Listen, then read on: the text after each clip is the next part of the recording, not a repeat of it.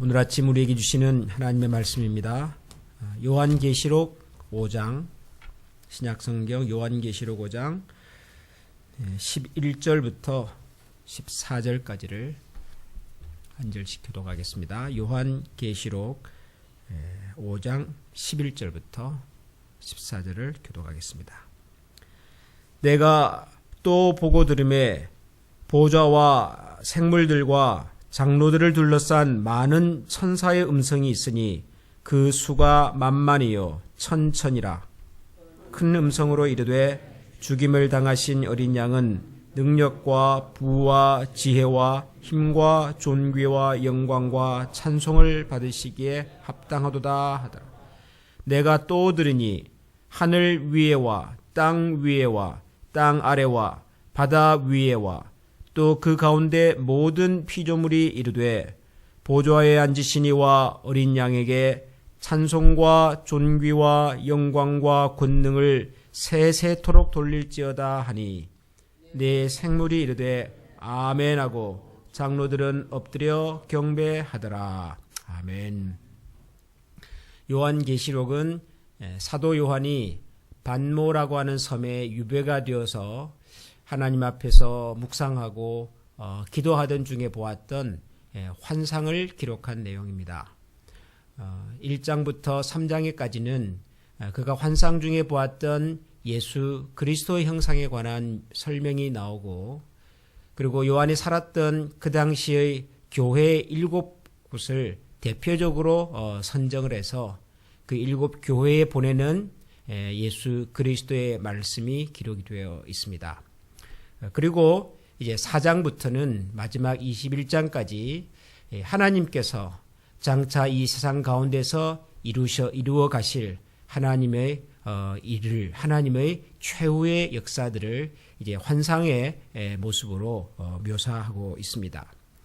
그 중에 오늘은 우리가 요한계시록 5장에 나와 있는 천상에 있는 보좌와 또 그 곁에 있었던 네 생물과 또 혹은 24 장로들이 하나님 앞에 천사들과 함께 경배하고 찬양하는 그런 환상에 관한 내용을 같이 읽었습니다.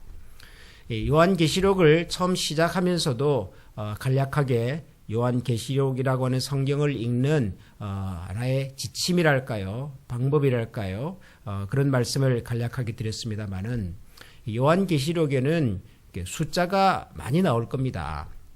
그런데 이 숫자는 우리가 생각하는 그런 숫자하고는 좀 다르다는 것을 기억하시면 좋겠습니다. 7 교회, 7 촛대, 7 별, 우리가 요한계시록 2장을 읽으면서 그런 숫자가 나왔죠. 7 촛대는 7 교회를 상징한다 그랬는데, 이 7이라고 하는 숫자는 전체를 대표하는 숫자, 전체에 대한 상징적인 숫자, 그렇게 말씀을 드렸습니다. 주님께서 7 교회만 다니시겠습니까? 이 세상 모든 교회를 다니시고 모든 교회를 다스리시겠지요. 그렇지만 주님께서 이 땅의 모든 교회들을 다스리시고 또 함께 하신다고 하는 그런 표현을 숫자 7이라고 하는 것으로 그렇게 표현을 했던 것이죠. 오늘 우리가 읽은 이 말씀에도 보면 하늘에서 보좌가 있고 그 주변에 생물들이 있고 또 장로들이 있다 그랬는데, 이 생물들은 네 생물 그렇게 표현이 되고요. 또 장로는 24 장로 이렇게 표현이 됩니다. 그렇다고 해서 천국에는 장로님이 24분이시구나 그렇게 생각하면 안 된다, 그런 뜻이지요. 우선 이 천국에서 생물들과 또 이 장로들과 온 천사들이 하나님 앞에서 이렇게 찬양과 경배를 올리는 이 모습은 뭐냐면, 사도 요한이 살았던 그 시대의 혹독한 심판과 시련 가운데 있었던 교회들을 향하여 하나님께서 위로의 메시지를 보여주시기 위해서 주신 것이 이 요한계시록에 나타나는 환상이거든요. 이 환상의 내용은 크게 나누면 2가지입니다. 하나님을 알고 하나님을 믿고 어려움 가운데서도 하나님에 대한 신앙과 그 믿음의 절기를 굽히지 않고 끝까지 지켰던 성도와 교회들을 하나님께서 마침내 그들의 눈물을 닦아주시고 그들의 고난과 수고에 대한 하늘의 은혜로 하나님께서 베풀어 주신다고 하는 하나님의 위로의 메시지입니다. 결국 이 세상의 교회가 마지막으로 하나님으로부터 받는 위로는 뭐냐면 하나님 앞에서 하나님의 격려 속에서 하나님과 함께 노래하며 찬양하며 하나님께서 원래 우리를 지으셨던 그 원래의 모습 속에서 하나님과 더불어 기쁨의 잔치를 베푸는 바로 그것이지요. 요한계시록 후반부에 가면 그것을 어린 양의 혼인잔치 이런 식으로도 표현을 합니다. 어린 양이 무슨 시집 장가를 가겠습니까마는 예수 그리스도 그분은 우리를 위하여 이 땅에 오신 어린 양과 같이 우리의 죄를 대신하여 제물로 하나님 앞에 바쳐진 분이기 때문에 어린 양이라고 하는 표현을 쓰는 거고, 그 어린 양의 혼인잔치라고 하는 것은 예수님께서 신랑이 되시고 신랑 되신 그분이 우리를 신부처럼 맞아주셔서 그 혼인잔치 기쁨과 즐거움을 나누듯이 천국에서 마침내 우리가 그와 같은 기쁨의 노래와 잔치를 하나님 앞에서 올려드릴 것이다. 그런 내용을 상징적으로 묘사하는 것이지요. 이 사도 요한이 환상 가운데서 보았던 오늘 우리가 읽었던 이 내용이 바로 그것입니다. 보좌는 하나님이 계신 것이지요. 보좌라고 해서 무슨 의자를 생각하시면 안 됩니다. 하나님께서 무슨 거창하고 금빛 하여튼 비싼 그런 의자에 앉아 계시다가 아니라 하나님이 계시는 곳, 하나님의 임재, 하나님의 다스림이 있는 그 영광의 장소를 하나님의 보좌 그렇게 설명을 하는 것이지요. 우리가 사람이니까 사람의 시각과 사람의 귀와 우리의 경험으로 이해할 수 있는 범위 내에서 지금 사도 요한은 설명을 하는 겁니다. 내 생물, 동서, 사방, 온 세상에서 모든 곳에서 하나님을 향하여 경배하는 사람들을 대표하는 것이지요. 24장로, 교회의 어른 24분 그런 뜻인데 대개 이 24라고 하는 숫자는 구약 성경에 등장하는 이스라엘의 12지파와 신약 성경에 등장하는 예수님의 제자 12를 합친 숫자다. 이렇게 이해를 합니다. 구약 시대를 대표하는 교회 어른들, 신약 시대를 대표하는 교회 대표자들, 그러니까 신구약 성경을 다 합쳐서 하나님의 백성과 하나님의 교회를 대표하는 사람들이 함께 하나님 앞에 경배와 찬양의 소리를 올려드리는 것이지요. 그 앞에 천사들과 그리고 하나님 앞에 이미 부름을 받아갔던 모든 성도들이 그 보좌 앞에서 예수 그리스도의 죽음과 그분의 대속의 사역으로 말미암아 하나님의 자녀가 된 그분들이 온 몸과 마음을 다하여 하나님 앞에 예배하는 장면입니다. 그리고 그들은 하나님 앞에 이렇게 고백했습니다. 보좌에 앉으신 이와 누구죠? 하나님 아버지시죠.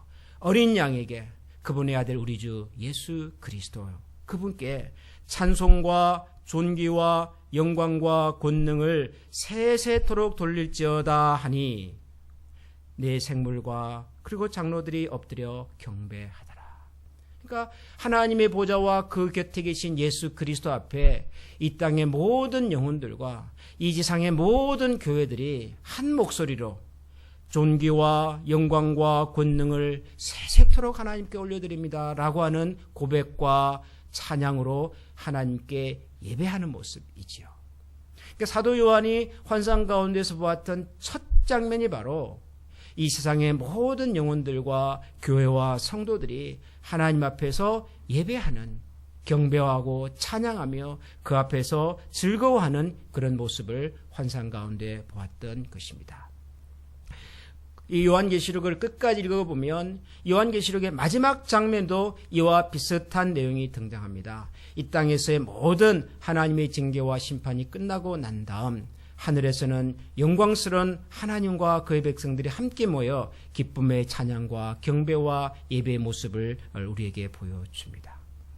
여러분, 요한계시록을 읽을 때 여기에 나타나는 종말에 나타날 여러 가지 두려운 현상들, 우리가 이해하기 어려운 여러 가지 표현들, 이런 것 이전에 요한이 가장 먼저 보았던 것이 바로 하나님 앞에 경배와 찬양을 올려드렸던 이 땅의 모든 영혼들과 교회들이었음을 다시 한번 기억할 수 있기를 소원합니다. 여러분, 우리가 이 세상에 태어나고 이 세상에서 살고 그리고 언젠가는 하나님 앞에 다시 서게 되겠지요.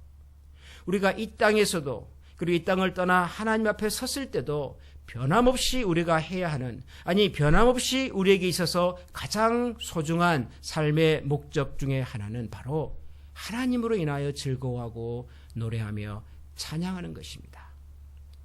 저는 우리가 이 세상에서 드리는 우리의 예배가 어떤 의미에서는 나중에 우리가 하나님 앞에 섰을 때, 하나님 앞에 갔을 때 우리가 드릴 그 예배, 그 천상의 예배, 영원한 예배, 세세토록 하나님께 올려드리는 그 경배와 찬양의 어쩌면은 예행 연습과도 같은 것이다. 저는 그런 생각을 합니다. 우리가 드리는 이 땅에서 예배가 완벽한 예배는 아닙니다. 우리가 이 땅에서 드리는 경배와 찬양이 완벽하게 거룩하고 신실한 것은 아닐 수 있습니다. 그러나 우리가 하나님을 예배하고 하나님을 노래하고 하나님 앞에 나아가서 우리들의 마음과 생각을 아뢰고 하나님의 마음과 우리의 마음이 서로 영적인 교통을 통해서 하나님의 뜻과 성품을 깨달아가는 이 과정, 이런 연습과 훈련은 우리가 언젠가 하나님 앞에 서서 하나님을 노래하고 찬양하는 그 천상의 예배를 향하여 준비되어 가고 그날의 예배를 경험해 가는 그런 이 땅에서의 우리의 삶의 과정이라는 생각을 합니다. 예배가 그래서 즐거워야 하고 예배가 우리에게 기대와 소망이 있어야 하고 예배를 오기 전과 예배를 드리고 난 다음의 모습이 우리 가운데에서 달라야 하는 것이죠. 우리가 새벽에 나와서 길지 않은 시간 기도하고 찬송하고 또 하나님의 말씀을 듣고 갑니다. 이 시간이 우리가 하나님을 찬양하고 높이는 시간이지요. 이 시간이 우리가 하나님을 만나고 하나님을 경험하는 시간입니다. 우리의 마음과 뜻과 정성을 다해서 하나님을 주목하고 하나님을 기억하고 하나님으로 인해서 내 마음에 신령한 감격과 그리고 깨달음과 새로운 결단과 그리고 헌신이 우리의 마음 가운데 있어야 하는 것이지요. 예배는 그런 것입니다. 예배는 일정한 시간을 맞추어서 어떤 형식과 내용을 갖추어서 그냥 이렇게 형식적으로 시간을 보내는 것이 아니라 그 시간과 그 현장 속에서 내 온 마음과 온 인격을 다해서 내 인생의 주인 되시고 내가 살아가는 세상의 참 주인 되신 하나님 앞에 신령과 진리로 그 앞에 나아가는 것이죠. 이 아침이 그리고 우리가 매주 하나님 앞에 드리는 우리의 예배가 이와 같은 예배가 될 수 있기를 소원합니다. 보좌에 앉으신 그분과 우리 주 예수 그리스도 앞에 찬송과 존귀와 영광과 권능을 세세토록 그 앞에 돌리고 이 영광과 능력과 찬송과 경배를 하나님 앞에 올려드리는 이 감격과 감동이 우리의 삶 속에 또 충만해서 오늘도 우리에게 펼쳐지는 이 땅에서의 삶을 최선을 다하여 하나님 나라의 대리자로서 하나님 나라를 이 땅에 선포하는 사람으로서 오늘도 주어진 우리의 사명을 신실하게 감당해가는 우리 모두가 될 수 있기를 소원합니다. 우리 시간에 한번 다 같이 마음을 모아서 우리 하나님 앞에 기도하겠습니다.